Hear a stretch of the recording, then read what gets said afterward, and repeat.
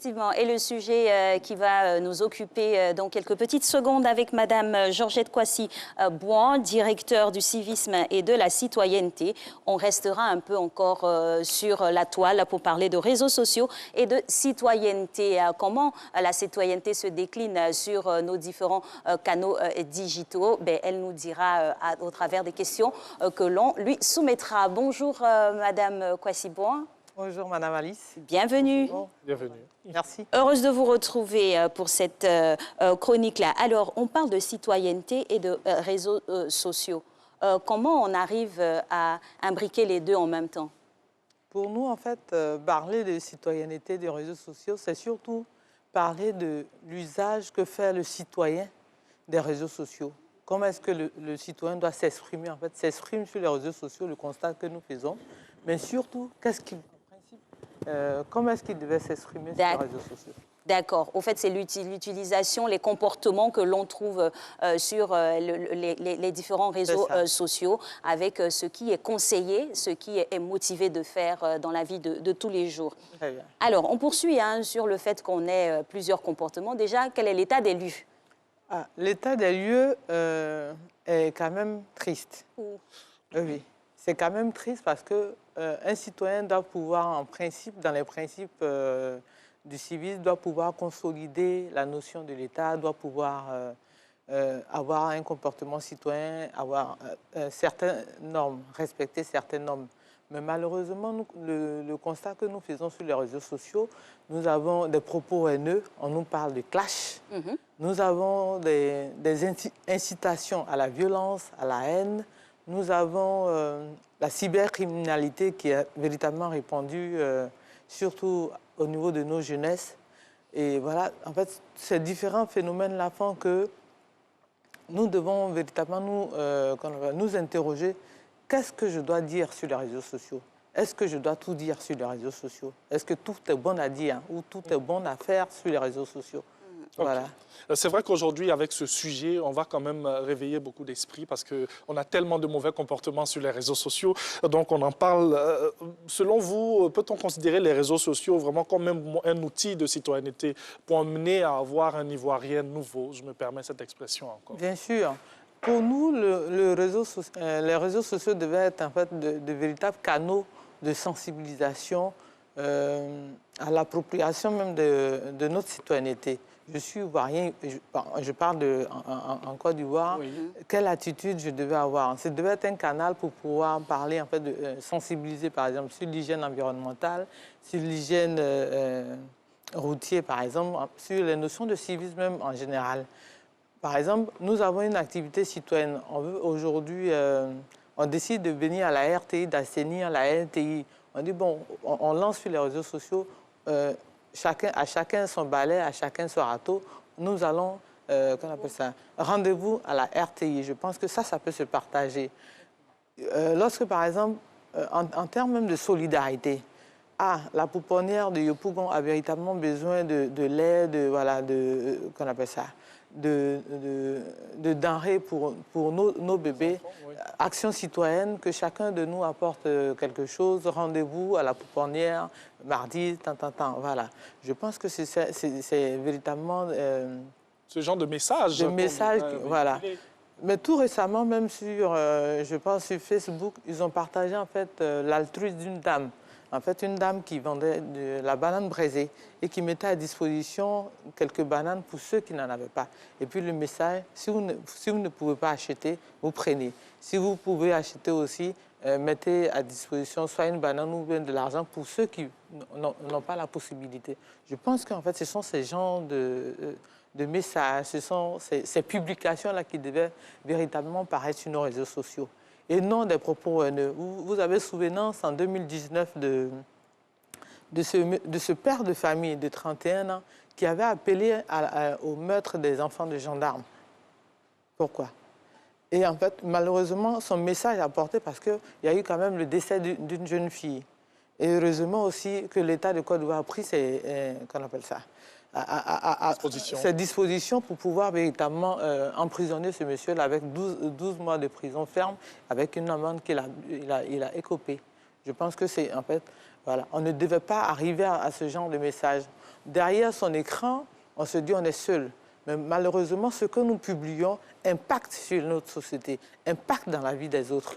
Et donc, je pense qu'on devait pouvoir contrôler le minimum, c'est-à-dire avoir une responsabilité citoyenne, s'auto-censurer, dire qu'est-ce que je dis sur les réseaux sociaux. Qu'est-ce que je dois faire? Voilà, qu'est-ce que je dois faire? Quel message je lance?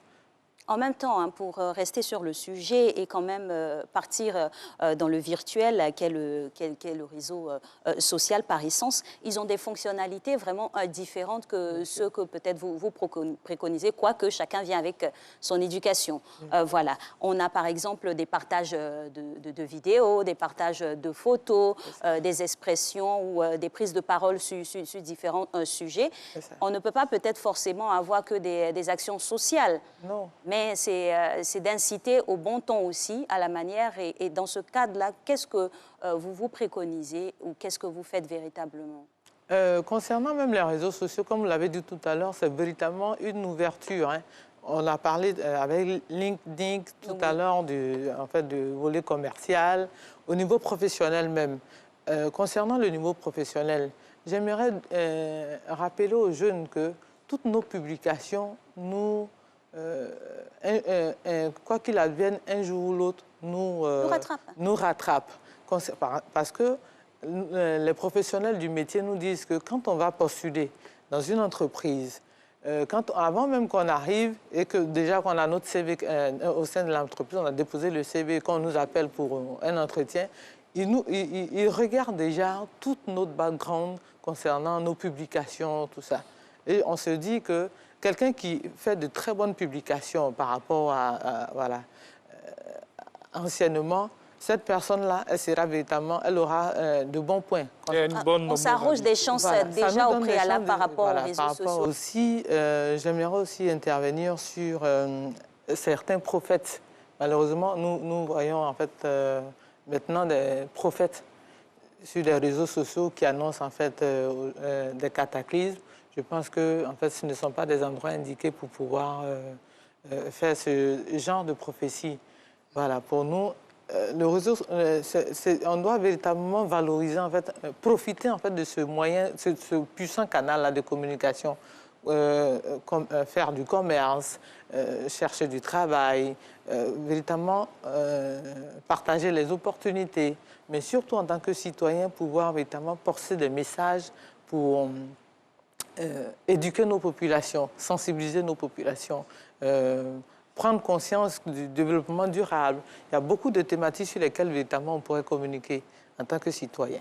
Alors là, vous abondez dans une démarche incitative hein, pour pouvoir assainir les comportements qu'on a sur les réseaux sociaux. Mais en même temps, j'ai envie de vous poser la question de savoir, à votre niveau structurel, qu'est-ce qui est fait? Puisque c'est vrai que ce sont des géants du digital, pardon. Et au niveau étatique, qu'est-ce qui est fait pour une collaboration pour que de plus en plus, par exemple, quand on a des comportements qui ne sont pas idoines, on ait quand même quelques fonctionnalités pour pouvoir bannir ces personnes-là, tout simplement, parce qu'il y va de l'information des masses. Bon, au niveau étatique, il faut rappeler la loi de 2013, en fait, qui lutte contre la cybercriminalité. Cette loi, elle est en vigueur depuis 2013 en Côte d'Ivoire. Il y a eu aussi l'identification même de tous les usagers des téléphonies, pour qu'on puisse savoir tracer.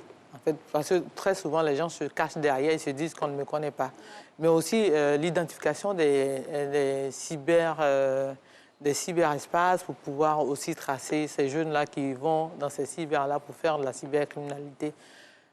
Aussi, je pense qu'il y a eu beaucoup de sensibilisation quand même concernant l'État de Côte d'Ivoire avec le ministère de la Communication par rapport aux fake news. Tout récemment, je pense qu'on a beaucoup communiqué là-dessus.